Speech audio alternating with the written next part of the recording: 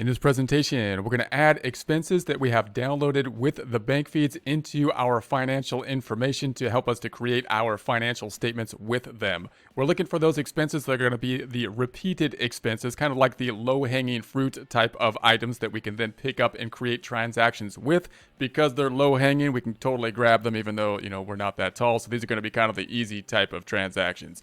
Here we go with Xero.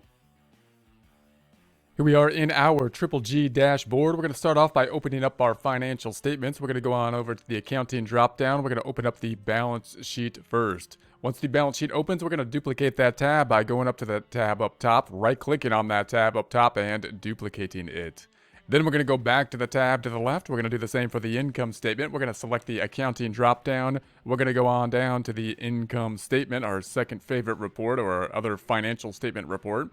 Really a good one, really great report. We use it a lot. We're going to right click on the tab up top. Once it opens up, we're going to be duplicating that tab. Then we're going to go back to the tab to the left and let's look at our bank reconciliation report now. And then we're going to go to the accounting drop down to pick that one up. We're going to go on down to the reports this time, which isn't that far down. It's only the second one. I thought it might be further, but it's not. And we're going to go down to the accounting. And we want to be picking up the accounting information for the bank reconciliation summary report. Then I'm going to go back up top, right click on this tab, and duplicate that tab. So we got our 3 reports, and then we're going to do stuff on the left tab. So 3 reports on the right tab, we're going to do stuff on the left tab. Then we're going to go all the way to the balance sheet, change the dates. And we're going to be picking up the balance sheet and look at the date and the current month we're working in with, which is April. So let's bring on this one on out to April. There it is. April data. And obviously this is as of a point in time. So notice the stuff that we put in March is still there in April. If we go to the income statement and I take a look at the income statement, we're considering April, which we can think of in 2 ways. I could say, okay, I want this January through April, which will include the January information. And so I can pick that up like so, and then we'll still have our activity as we've done January through April. If I just want the month of April, then it will differ. So I can say, okay, unlike the balance sheet. So if I go to April 1st through April 30th, then going back into here, no activity because we haven't added any activity yet from our bank feeds to create the financial statements with as of yet. If we go to our banking info or our bank reconciliation, I want to take that from Chase. That's our bank account, the only one we have right now. So that's the one we want. And then this one's going to be in April 30th, the end of April. We'll update that. And this is what we have thus far. We have obviously our banking information. Nothing's been checked off yet. These are all from the bank. They haven't been added to our side, the book side yet. Therefore, they're all in this reconciling items. They will be disappearing as we add them. Now let's go to the bank feed information by going to the first tab, accounting dropdown, banking information. Then we're going to be looking at our account down here. We've got 12 items that need to be reconciled, or 17 items. 17 items. It looked like a 12 to me for a second. That 7 looked like a 2, so I picked up 12. But it's really 17.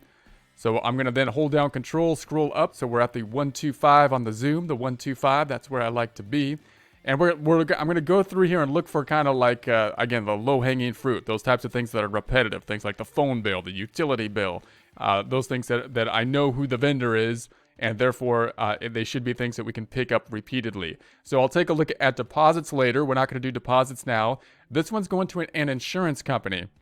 That one's pretty basic in that every company has an insurance company. However, it's kind of a problem, or it's a little bit different because we need to consider whether or not we want to put it into prepaid insurance or whether we want to just expense it at the point in time of purchase. So I'm going to put that away for now. We can use a standard rule with that once we decide what we're going to do with it, but I'll discuss insurance a little bit in more detail in a future presentation. So I'm skipping that one. Then we have staples. Now I'm going to set up kind of a general rule on staples. I'll pick up the staples item here and I'll pick it up and say it's office supplies. Now, you might think, well, Staples, most of the time, if I go to Staples, which is like an office supply store, that it would typically be office supplies. But it might be the case that in some cases, if I purchase something large, it would be like equipment. So you could think of setting up a rule here and say, well, it's office supplies if it's under a certain dollar amount. And if it's over a certain dollar amount, maybe you put it into equipment, or at least have something where you can check it out if it's over a certain dollar amount. So maybe you set it office supplies under a certain dollar amount and then don't apply out over a certain dollar amount. And that way that you can always check it if it's over a certain dollar amount or something like that. We'll talk more about rules later.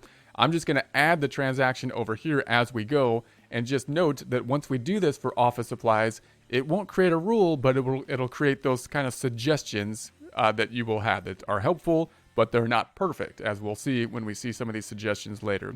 So I'm going to add this. I'm just going to say, all right, office supplies. If I don't have this one, I'm just going to copy, the vendor over here. So I'm going to say this is the vendor office supplies and pick that up in the name. I'm going to add the new name. Remember, as you do this, you don't want to add too many names over here. So if there's some little difference in the name, like a number or something like that, that's a difference, just be careful that you don't, have a bunch of duplicated vendors that are basically the same vendor. And then this should be going to office supplies. I'm going to select the drop down. I'm looking for something like supplies within the drop down. I don't see any supplies. So office supplies, no office supplies. That's usually fairly common kind of expense. So I don't see that here. So we're going to have to add it. So I can't add it in this section. So I'm going to go to more detail. I'm going to go to the detail down below. And then here's the more detailed data input screen. So everything's the same. The dates come in the same. Bring it over the description. I just need to choose the account. I'm going to choose the account drop down. I'm going to look to where I want to put it. Let's put it somewhere by this the dues here. So let's make it 6160, 6160, 6160. Add new account 6160, 6160, 6160. There it is. And then the account type is going to be an expense type of account, and oftentimes they will be when you have the outflows, when you're thinking about these bank feeds. So we want to have just a normal expense. And the name, I'm just going to put office supplies. Hopefully I spelled that right. And then save that. So we set up that account as we go, and that looks good. So now I'm going to save this transaction. This is going to be decreasing the checking account on our actual financial statements and recording the other side to an income statement account and expense account called office supplies. Then I'm going to go ahead and create this. So I'm going to say okay. And as we saw in month 1, it'll create that. I'll just take a look at the income statement, which will now be populating because that's the easiest place to see this. So if I update the income statement, we've now created this transaction, which is the $5,000 expense on the office supplies. So I won't go through all of the tabs right now. We'll take a look at them later. But there's the office supplies. Then if I go back through this, next one's Verizon. That's our phone company. Again, very common type of transaction. So I can just set up the Verizon. It's going to go to the telephone company. Most people have one telephone company, one account. You can imagine situations where you might have, multiple different accounts that you want different phone bills to be going to. But usually it's just one account, one phone bill. So you may not even need to set up a rule. You could set up a rule and say, hey, Verizon, whenever you see that, put it to the telephone expense. But if you don't do that, the system Xero will basically give you that suggestion. Now, we didn't have it last month, so there's no suggestion this month. But if we put in this account, then it'll suggest it to us next month, basically. So I'm going to say that I'm just going to pick up the name. So I'm going to pick up the name and say it's going to Verizon, and I'm going to put this to a telephone, which I don't think they have a telephone here either, huh? No telephone. All right, so then I'm going to add the telephone, so I'm going to have to go to add details. Going to add a new account as we go. Verizon's the name. The date is being picked up. Verizon here. We just need the account. I just want to take a look at the account number I want. I think I set up a utilities account before, so let's put it next to that. 6335. Let's make it 6337. 6337. 6337. Add the account 6337. 6337. And this is going to be an expense type of account. So I'm going to select the drop down up top. We're going to make that an expense type of account. I'm going to call it telephone. And there we have it. So we're set up an account as we go. Oftentimes, if it's going to be money going out, it's going to be an expense type of account. You just kind of want to think about where you want that code number, which is basically the account number. This will be doing what? Once we save it, decreasing the checking account and recording an expense on the income statement for the 360. 2 accounts affected all the time. We're going to say save that. That will post it. Then we can reconcile it. Now it's switched from create to match because now this is on our books. We've actually recorded it now. And this side is the bank side. So we're going to go ahead and say, okay, match that out. Back to the income statement. Let's see what happens. Let's update it. And we go on down. There it is. There's our telephone. So it's been added to our books at this point. That's only one side. The other side happened to the checking account went down. The expense went up. We're looking at the expense account there. Then we have this item, Adam Hamilton. That's actually going to be a payroll item, and we'll discuss a little bit how we're going to deal with payroll later. So I'm not going to do Adam Hamilton or Erica. We'll discuss them at a later point in time. And then these are deposits, so I'm not going to take a look at those right now. Chase, that is actually a payment that we're going to say is on a loan. So a loan that we're going to have set up, and that's going to be a loan payment. And then Fender is a vendor, so we'll discuss the vendors later. Those are purchases of inventory, and that's, in our case, guitars, we're going to say. And then Chase, again, I think that's a loan payment, so I'm not going to deal with that now. Then we have this easy window repairs, and that's when some kids threw a ball through our window or something. We had to fix it, and so we had repairs and maintenance. So easy window repairs would probably be pretty much all the time going to repairs and maintenance. So we can set up a rule to say that. We probably don't need to, however, if we're going to be dependent on the suggestions. Once we enter this vendor into repairs and maintenance, every time it comes up, there will probably be a suggestion saying, should this go to repairs and maintenance? So I'm going to copy this over and say we want a name over here. I'm going to be putting this to repairs and maintenance, which I don't think we have in here. No, so I'm going to have to add more details so I can add that account as we go. So I'm going to go down and I say this is the vendor, the date's right. Then I'm just going to add the account. Let's take a look at the account number we may want over here. And let's put it next to, like, let's put it on 6325. Let's say 6325, 6325, 6325, and 6325. That's what we want. And then it's going to be an expense type of account. We'll select the drop down. We'll take a look at the expense. We want to pick that up. And this is going to be repairs and maintenance.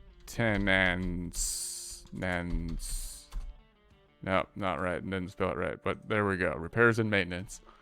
All right. I thought I spelled that one right. I thought I could get that one right, but apparently not. But spell check fixed it, so it's okay. So then we have this, and that's going to be decreasing the checking account once we record this. The other side go into the expense of repairs and maintenance. We're going to say save transaction.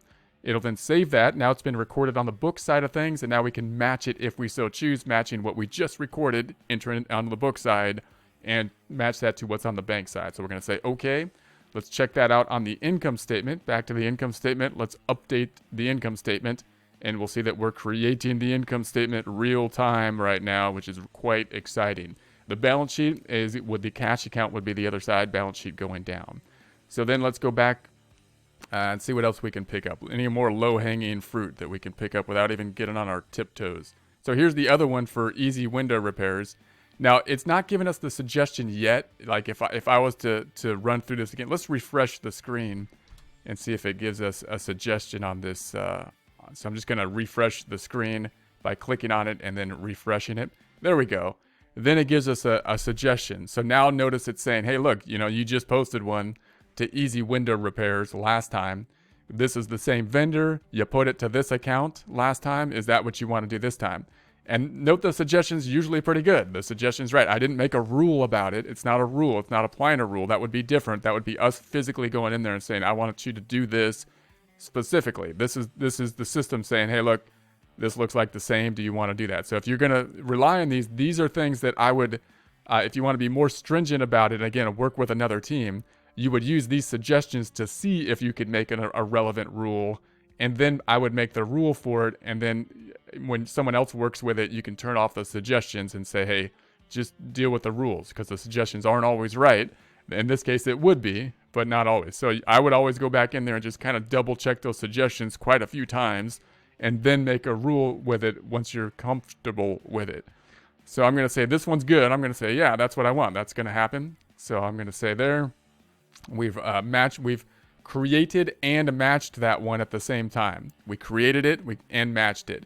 So if I go back over then to the income statement, we currently have in repairs and maintenance that 123. If I was to update this report, as I will right now, then that would change, as it does, to the 953.37.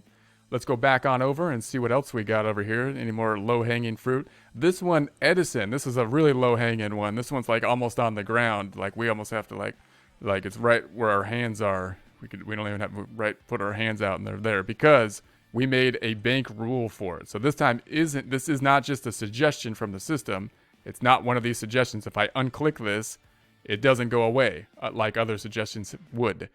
It's still there because it's saying, hey, you made a rule on this last time. You said anytime you have Edison here, then it should be you're going to apply this Edison rule. And so this one should be, we made actually the rule for it. So that's going to be something that we're going to apply out. The rule basically says, of course, it's Edison being our utility bill. Therefore, when you see the utility bill, we want you to create. You see it's on the create tab, not the matching tab. We want you to create on our side the transaction that's going to be going to Edison. So we're going to both create and match it. Create it on our side and tie it and reconcile it to the bank as we select connect here or OK. So there we have that. Let's go back up top and just take a look at what happens with that. If I go to the income statement, it's going to show up once I update it. We're going to see down here utilities. I'm going to update it. And there it is. There's utilities, and we're just totally creating the financial statement as we go. It's just amazing. So then we have over here, now we're left with I think that's all the low-hanging fruit here. Let's just double check it up top. We're going to say that we're not going to do the deposits. So I'm not going to do those. We'll do those next times. It's a loan. That's our vendors, and that's our employees. So I think that's going to be it. Let's just double check what happens over here. If I go on over to the balance sheet, I'm going to hold down control, scroll up just a bit, get up to that 125. That's where I like to be. And then I'm going to update this report. So we will update. We're then going to go into the checking account. Let's go into the checking account. And we should see these decreases now in there. This is the other side of the transactions. Obviously, all these transactions, one side of them will be the checking account because that's where we got them. Right? We got them from the bank feeds. So all of these, one side of the transactions should be an effect on the checking account. All these happen to be decreases. So here's all the ones we just added for April. They're all the decreases for the checking account here. Then I'm going to go back. Let's go back on over to the balance sheet. And then let's go to the income statement, which we already saw. So these, I think, are all up to date. So let's update this. We've only added the expenses. We haven't added any deposits, therefore no income yet. So we've only added these expenses are being created as we go. Then if we go to the bank reconciliation tab, what's going to happen when I update this number right here is going to change to what's on the balance sheet because that should be changing to this, the 188,267.17. And these amounts that are related to the ones that we input, which include things like the Verizon and the Staples and whatnot, should disappear. Let's go ahead and update it and see if that is indeed the case. So we will update this. And so there's the 188,267. You can see there's less transactions down here because they have now been reconciled. Now let's go back to the first tab where we have the bank reconciliation. Scroll on up to the top. Within the bank statement tab, we're going to have some items in April. This is what we included when we imported the information. This is the bank side of things. And these items are now reconciled. These ones in April are now reconciled because we matched them up and reconciled. We created and then matched up the transactions. If we go to the account transactions, we're going to see the accounts. Now we have transactions in April. Actually, we've made these transactions from the bank feeds and reconciled those transactions. So that's going to be it for now. Let's get out of here.